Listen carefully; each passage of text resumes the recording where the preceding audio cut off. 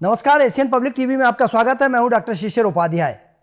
देश दुनिया की खबरों में सबसे पहले वन नेशन वन इलेक्शन पर विचार कर रही पूर्व राष्ट्रपति रामनाथ कोविंद की अध्यक्षता वाली कमेटी ने राष्ट्रपति द्रौपदी मुर्मू को अपनी रिपोर्ट सौंप दी है। पैनल ने राष्ट्रपति भवन में राष्ट्रपति को 18,626 पन्नों की रिपोर्ट सौंपी है, जिसमें कहा गया है कि रिपोर्ट 2 सितंबर 2023 को पैनल के गठन के बाद से ही हितधारकों और एक्सपर्ट परामर्श और 191 दिन के रिसर्च का नतीजा है। रिपोर्ट में यह भी कहा गया है कि विधि आयोग के प्रस्ताव पर सभी दल सहमत हुए हैं, जो यह 2029 में ही लागू होगा। साथ ही इसके लिए दिसंबर 2026 तक 25 राज्यों में विधानसभा चुनाव कराने होंगे।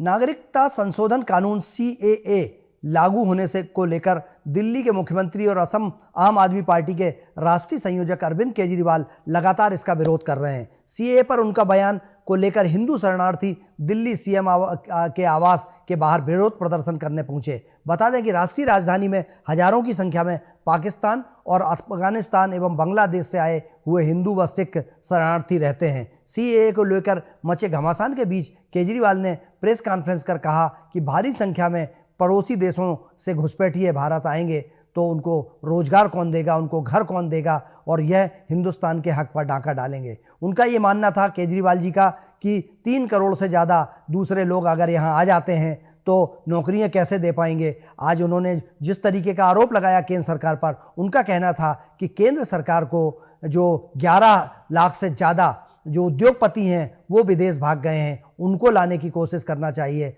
ताकि हिंदुस्तान में रोजगार उपलब्ध होगा, हमारे युवाओं को रोजगार मिल सकेगा। इन शरणार्थियों को या दूसरे देश के जो अल्पसंख्यक हैं उनको यहाँ पर लाने का उन्होंने विरोध किया है। इस पर ममता बनर्जी ने भी विरोध किया है, केरल के मुख्यमंत्री ने भी विरोध किया है।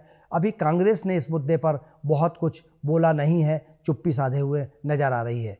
अगली खबर, दिल्ली के रामलीला मैदान में संयुक्त किसान मोर्चा की एक बड़ी किसान महापंचायत हो रही है। कृषि से जुड़ी समस्याओं और भाजपा के नेतृत्व वाली केंद्र की नीतियों के विरोध में हो रही इस महापंचायत में भाग लेने के लिए बड़ी संख्या में देश भर के किसान रामलीला मैदान में जुटे हैं। यह किसान महापंचायत दोपहर 2 बजे तक चलेगी। इसके बाद दिल्ली पुलिस द्वारा राजधानी में सुरक्षा के कड़े बंदोबस्त किए गए हैं। यह चूंकि पूर्व में भी ऐसी किसान महापंचायत हुई थी और जिसमें विवाद हुआ था, इसलिए दिल्ली पुलिस कोशिश कर रही है कि शांतिपूर्ण तरीके से किसान अपने बात रखकर और वापस लौट जाएं। वहीं चुनाव आयोग में इस समय 2 चुनाव आयुक्तों के पद खाली हैं। इन्हें भरे जाने को लेकर प्रधानमंत्री की अध्यक्षता में पैनल की बैठक।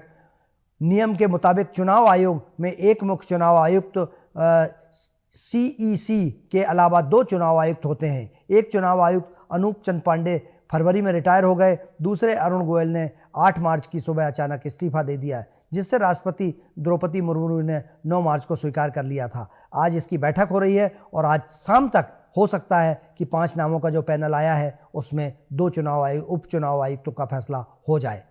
राहुल गांधी की भारत जोड़ो न्याय यात्रा अंतिम चरण में महाराष्ट्र में एंट्री कर चुकी है। राहुल नासिक में रोड शो कर रहे हैं। इसके बाद वे किसानों से मुलाकात करेंगे। दोपहर में राहुल गांधी नासिक में 12 ज्योतिर्लिंगों में से एक त्र्यंबकेश्वर मंदिर में दर्शन भी करने जाएंगे। खबरों का सिलसिला जारी रहेगा। एशियन पब्लिक टीवी पर आप बने रहिए। मुझे दीजिए इजाज़त। नमस्कार।